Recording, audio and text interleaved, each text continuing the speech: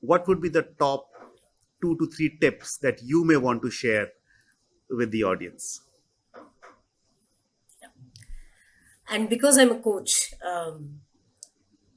and given the context of what we spoke about, I think a couple of things that I would share is being aware is the start point of any development or change transformation that you want to do. So continue to be aware. Two, how can you look at we and not I as a team?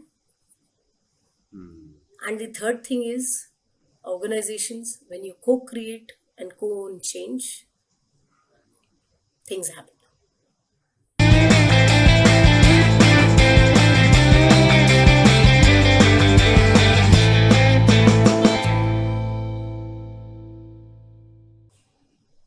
Hi, good morning, everybody, and welcome to another episode of The Angry Coach.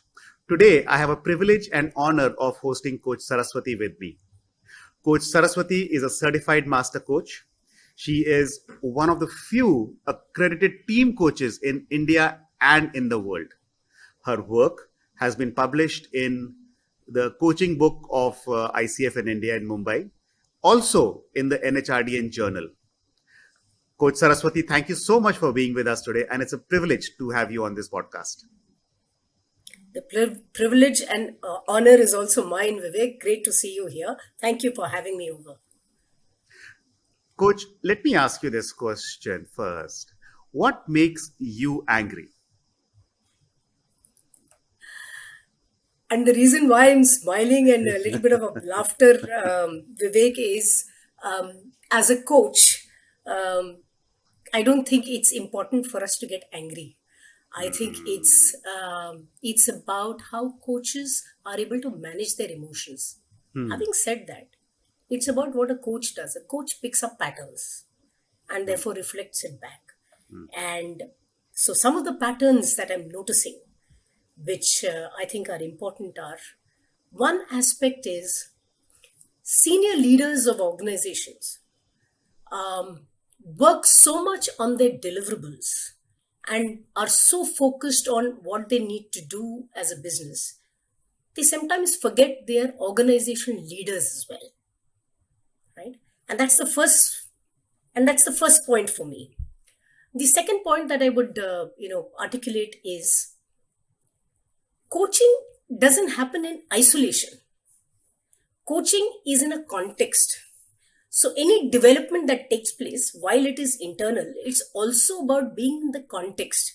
And therefore, sustenance of change and transformation becomes important only if you're doing it in a context. So you can't just have one person becoming better and better and better while the environment still remains the same.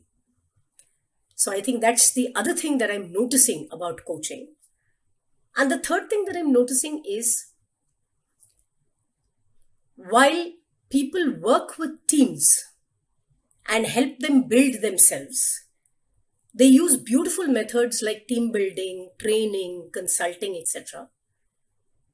What helps the team sustain those kind of, because ultimately it boils down to behaviors, right? Once you have a purpose, once you have clarity, it's all about behaviors. How do you work together? And that is where coaching comes in. And coaching is a place of integration.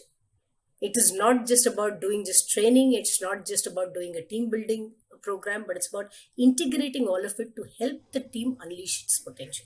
So these are the three things that I'm noticing today. That's a very interesting set of observations. And what I took away from you is the context or the environment matters. So it's not about working on one individual, but what are we doing about the overall environment or the culture that an individual is in. And the second thing that I'm hearing from you is team coaching and the power of team coaching. That's a very interesting term, team coaching. We have heard team performance, we have heard team development, so on and so forth. What do you mean by team coaching? Great question, Vivek. And I'm trying to see how I can keep it short and to the point. Team coaching and team coaching, like individual coaching, is about unlocking the team's potential. so that they're able to work towards their shared goals. And I think the main difference here is, how do you get a team of very different people, right? People are different by nature. How do you get a set of people who are different to be able to work in such a manner that they can be comfortable, they can feel psychologically safe, they can work towards not just looking at their deliverables, but our deliverables, and therefore make the shift from I to we and keep it consistent. And that's what team coaching is about. So what you're telling me is team coaching essentially brings a team together, unites a team towards a common goal. Is that correct? Yes, and that's just the beginning of it. And it makes the environment psychologically safe so that a team is able to perform better. Absolutely. And if I were to just integrate these 2 points, the first point is a point of starting, right? And the point of starting is about saying that, hey, what do we together want to accomplish? And that is why when you're working with a team, the work on becoming a team starts even before you start coaching a team, right? When the team is actually articulating what is it that they want to do together, what is it that they think that they need to achieve together, and that is your shared goal, objective that you do have. The other part of it is psychological safety. And like all of us know, psychological safety is not a point of arrival where you are constant. Psychological safety itself is very dynamic, because each one of us as individuals have various ways of impacting it. And therefore, how do you continue to keep that psychological safety, irrespective of dip or up that happens to it, but to continue to evolve and build it, which is what team coaching does. Very interesting. Very interesting. Very interesting. Now, and I'm sure you get this kind of a question a lot. A lot of this is also the responsibility of the manager himself or herself, right? To unite the team, make them move towards a common cause or goal, keep the environment such that there is a lot of safety that people will feel. Um, how where does the role of a manager end, coach start, or how does a manager and a coach work together in this space? I think that's a very, very great question, Vivek. And the reason is, the role of a manager is always about being a coach.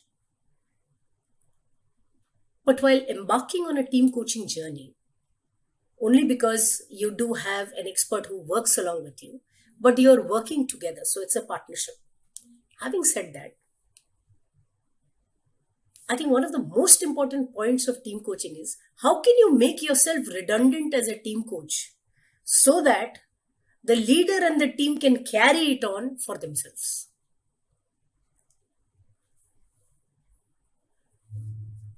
So that's one aspect of it. I think the other aspect that you asked was creating the psychological safety.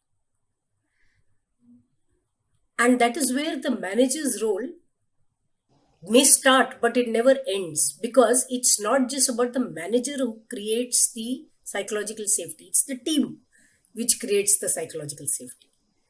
So while the manager could be one of the more influential aspects on the psychological safety, depending on how they are with the team, it's also about how the team itself continues to create, evolve, be aware, and maintain the psychological safety. Maintain the psychological safety. Fantastic. You know, Saraswati, teams are such an integral part of whatever an organization does today. As individuals, we can do only as much. As a team, we can create so much more larger than ourselves, right? If I am a CEO of an organization or I'm a head of a business unit, how would I know that my organization, for example, needs team coaching? And I think that's where the challenge is today, Vivek. This kind of brings to mind, how coaching was maybe about 10, 12, 15 years back in India itself. Where people, only high pots got it, or problem people got it. All those Correct. were the reasons for coaching. Whereas Correct. now it is about becoming part of development for the individual themselves.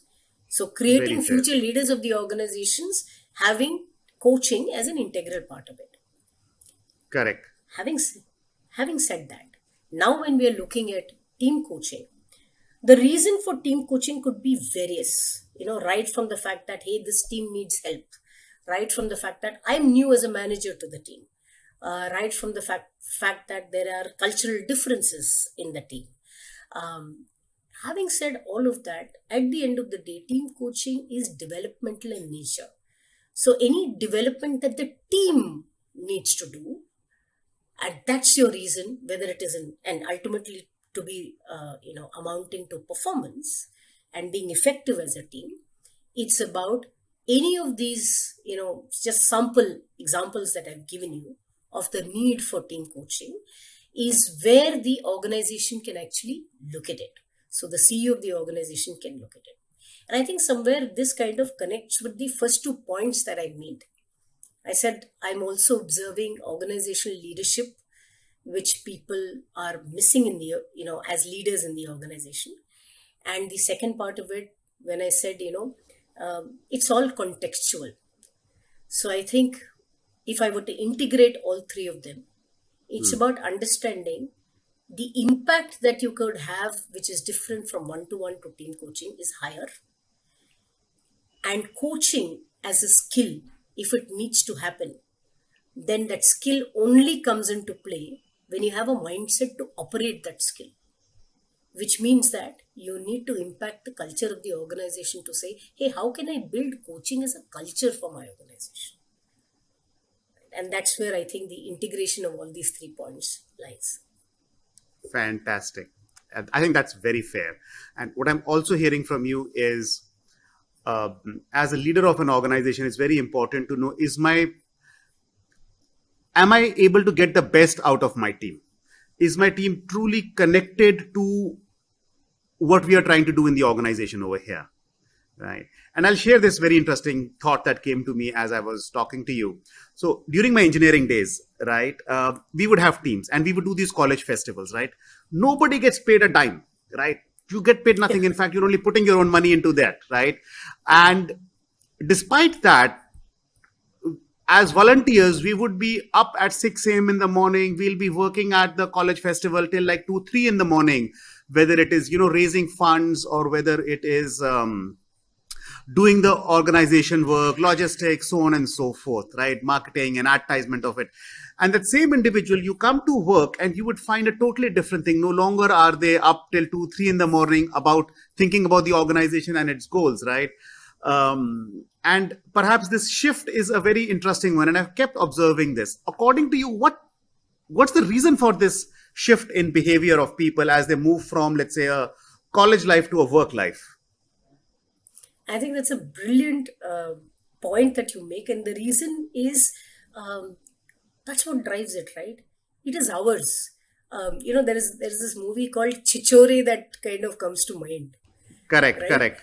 Where Yes. all of them kind of work towards to get their hostel wing, being one of the best, right? Um, so I think the power of that purpose, why do we exist, is I think very critical for every team. Yeah, there are deliverables. Yes, there are performances. All those are important. But why do you exist as a team itself? And I'd like to give you an example here, and just to kind of talk about, what is the difference between the two. Um, so here was a team of people who were designing and building the prosthetic limbs in as part of the hospital team, one of the G. teams. G. And what happened with this team was it was a job that they were doing, right? They had to measure, they had to make sure it fits well, there is no friction. So, therefore, they're all custom made. Some could be batch manufactured, all those kind of stuff, lovely stuff that happens along with it. So, this is all Right. about deliverables, planning, performance, and so on. Correct. What happened was they saw a video of how creating that prosthetic limb had an impact on the ecosystem for that individual. So that individual themselves, their caregivers, their people who are working with them. So they looked at all the impact that it created for all the others. Having seen that video, this team realized what is it that they're doing which is creating that change and impact, and therefore their entire purpose changed. From just looking at a deliverable, they started looking at how can they make a difference in people's lives, and that kind of got them together. So to connect this back to the analogy that you gave between college life and corporate life, college life is about its hours. We got to do this, right? And therefore the purpose there is higher than just the performance, and therefore you Correct. put in the impact, effort, and so on and so forth. That's such a fantastic one. And that uh, purpose, or that shared purpose in a college which is there, and that lack of fear or that psychological safety that I'm working with equals, we're working to create something, somehow gets missed as a person joins an organization.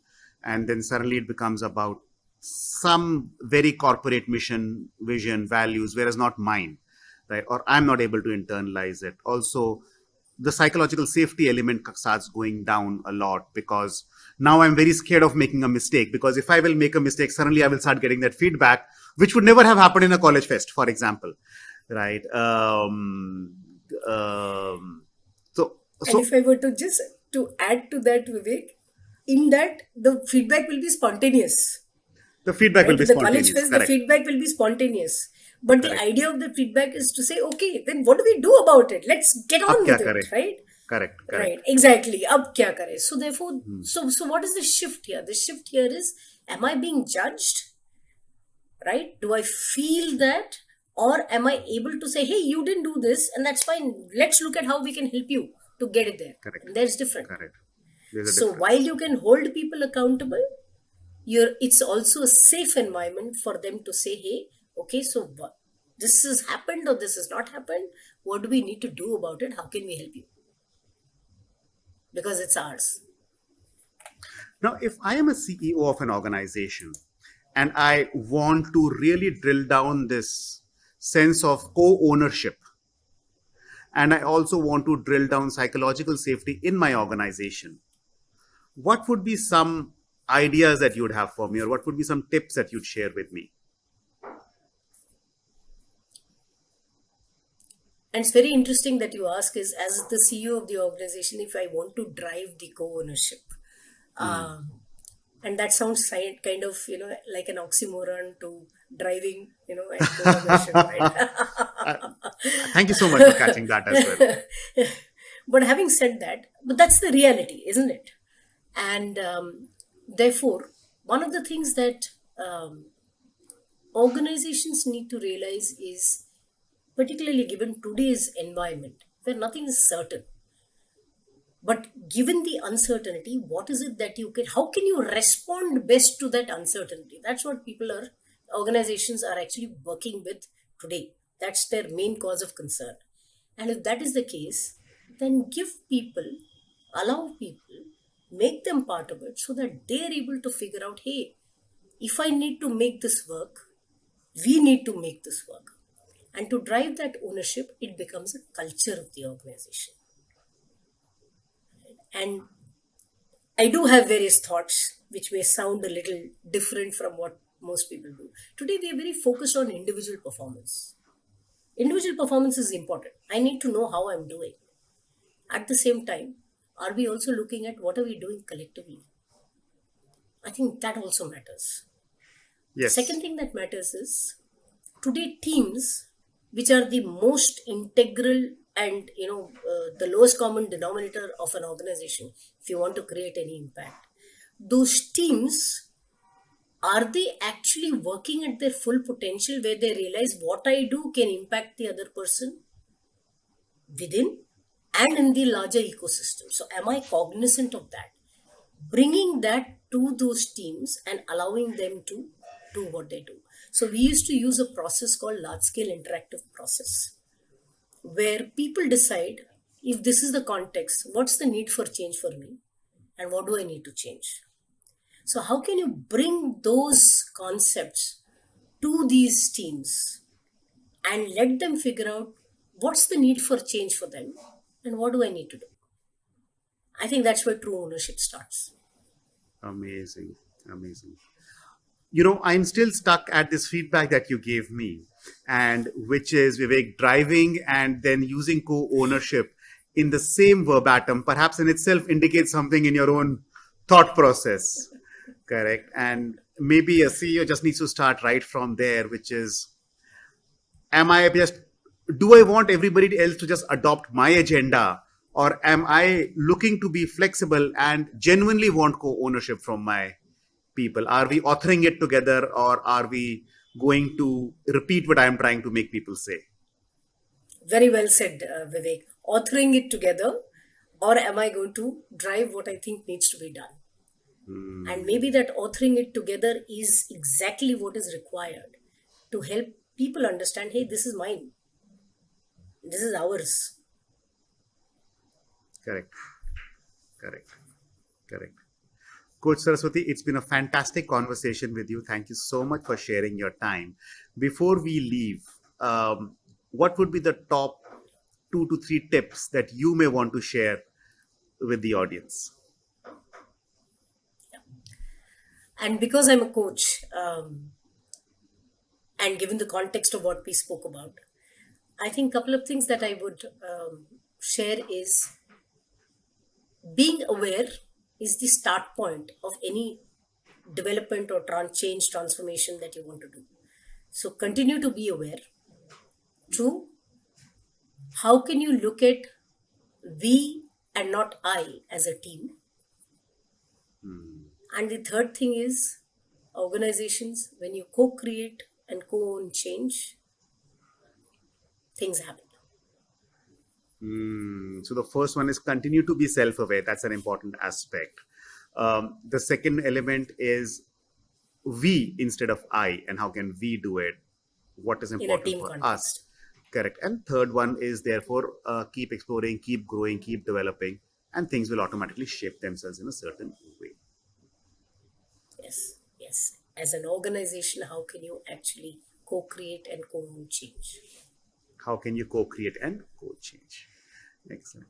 Coach Saraswati, for your time, thank you so much. This has been a fantastic conversation.